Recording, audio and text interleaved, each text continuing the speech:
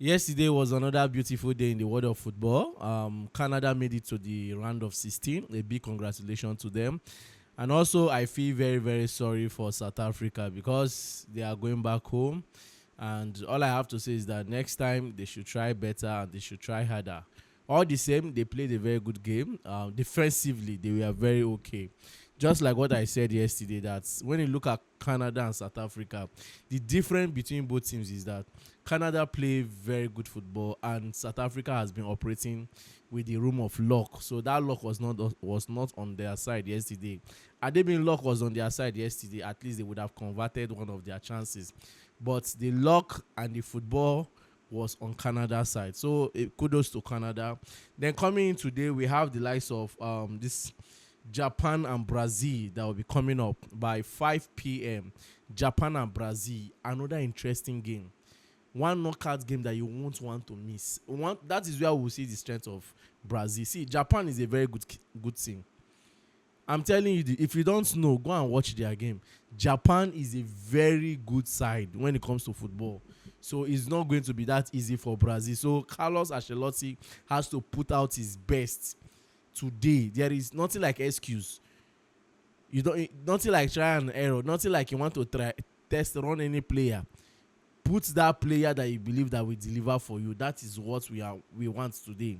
And as for Japan, I believe that Japan is going to give Brazil a very tough game. They are going to give Brazil a very tough game. But all the same, I will still tip Brazil to win. Then still today, we have Germany versus Paraguay.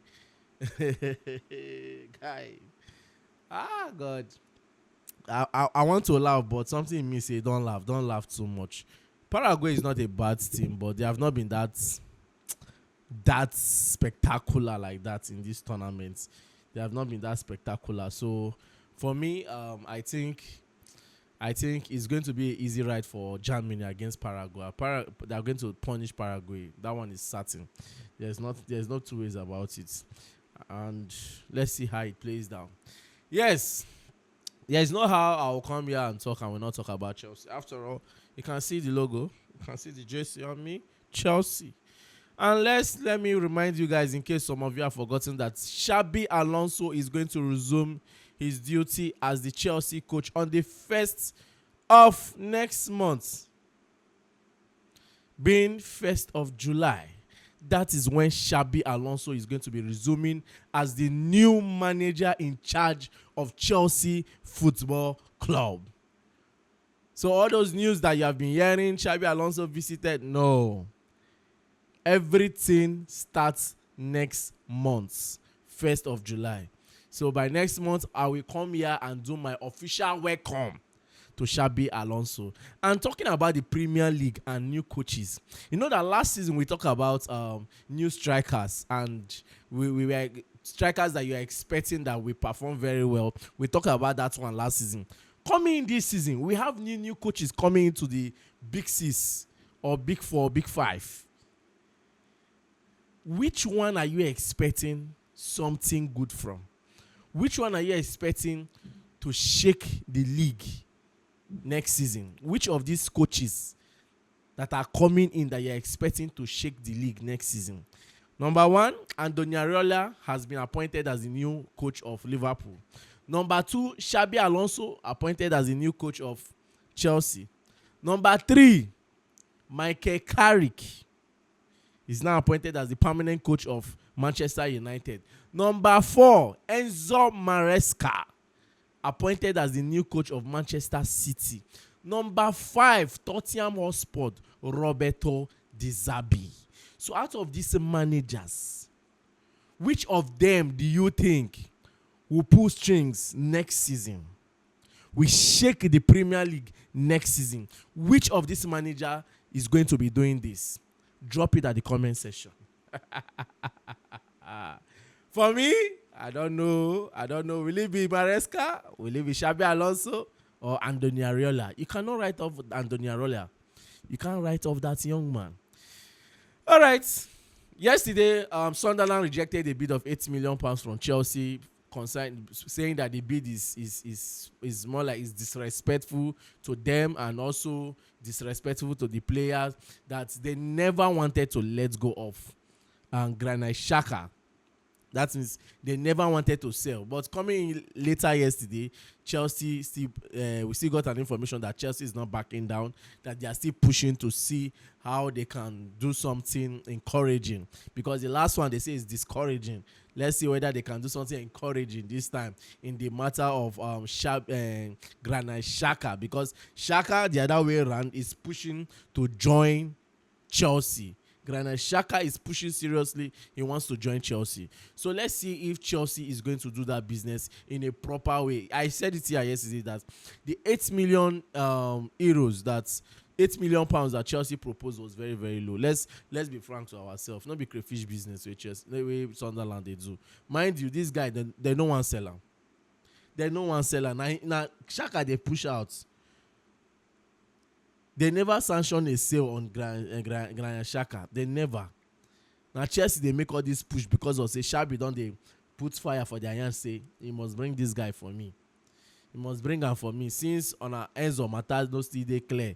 So that once Granit Xhaka come now, in case Chelsea finally sell Enzo Fernandez, you understand? We still they balance one way or the other.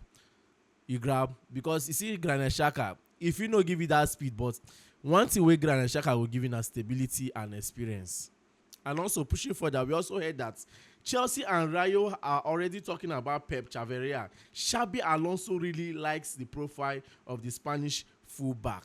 Now they are trying to tell us that this Chavarri is another player that Xabi Alonso appreciates. Is another player that Xabi Alonso has also pointed out to tell the club that, see, get me this one. You see all these players that is coming to the clubs. Shebi is not your type. It's not your regular. We are not expecting this type of signing. I know we were expecting all those top signings. All those signings that we all know. Look at Marco Palestra. Nobody knows him from anywhere. But they say that Xabi Alonso called the player. And he knows what he wants to do with him. He called him. That he needs this guy to be with him. This guy turned down the club that is playing the Champions League to join Chelsea. To tell you that Chelsea still get that level no matter how he wants to. Champions League or no Champions League, we signed Enzo Fernandez. No Champions League, if I'm not mistaken. We signed some key players back then when we were not playing the Champions League. Coming this season too, we are still signing some good players. We will still sign Granit Xhaka. Champions League or no Champions League, he will still join us one way or the other. So this Pep Chavarri, well, like I said, I don't really know much about him. But the little highlights I watched about him yesterday, the little videos I watched about him, I guess he's a crazy dude, man. That guy is aggressive. Very, very aggressive. He's very aggressive and also funny, like Cucurella. But I will not say it's Cucurella because Cucurella has been in the big stage. This guy has not gotten to that big stage. So Cucurella has the experience. You understand? These guys still have a lot to play with. So, but under the watch of Xabi Alonso, I will not say that he still have a lot, because I know that if Xabi Alonso can bring out the best of Jeremy Frimpong and Florian Wirtz and so many of them in Bayer Leverkusen, I believe that Xabi Alonso is not only coming to win with Chelsea, he's coming to bring out the other side of our players, those parts that we are not seeing. The other side of Kopama. That is why I see that I told you guys yesterday that when Fabrizio posted his image on his page, Palmer likes the post, because Palmer know that with Granit Xhaka and Xabi Alonso, especially Xabi Alonso, a whole lot will change for him too, because Xabi will unlock so many things in our players, so many things. So let's see how Chelsea will play around this deal, because I want this deal to be done soon. See, the truth is that any player right now that you see Chelsea is going for, know that Xabi Alonso is involved. Yes. And I heard that this guy's release clause is about 25 million euros, if I'm not mistaken. If I am not mistaken, it's around 25 million euros. So it's a fair deal. Chelsea should just make it happen. It's not something that we should stress our head over. You understand? Then this other guy, what's his name? Maxine Lacroix. For now, the deal is quiet. Remember, I told you guys that they are talking about after the World Cup. But me, I'm saying that Chelsea can still do this deal before the World Cup. I mean, before the World Cup comes to an end, they can still do this deal. But anyway, as far as they are locked in with the guy, let me believe that Chelsea is going to do that business. They are going to bring Maxine Lacroix to Chelsea. Then, pushing further, Yan Diomande has given his preferred choice of destination in terms of the club he will be going to if he's to leave RB Leipzig. He said it yesterday that he preferred going to PSG, that he preferred the PSG project than the Liverpool project. So that means Diomande is likely going to go to PSG. And if Diomande should go to PSG, what is the hope of Bradley Barcola? What's the hope of Bradley Barcola? Does Barcola stand a chance of still playing in PSG, knowing fully well that this young man is coming? So that is where I will signal Chelsea. Chelsea, Bradley is better than all our left winger. Take it or leave it. Some of us might not like his style of football, but he's better. He's skillful. He can run. He can navigate. He can score. Do you understand? He's a silky left winger. The only thing is that in PSG, Kvaratskhelia is something else. Kvaratskhelia is something else. But I know that if PSG is to bring in Diomande, if they are to sell Bradley Barcola to any club right now, it's not going to be cheap. That's one I know. But also, we also heard that Liverpool are looking towards that direction.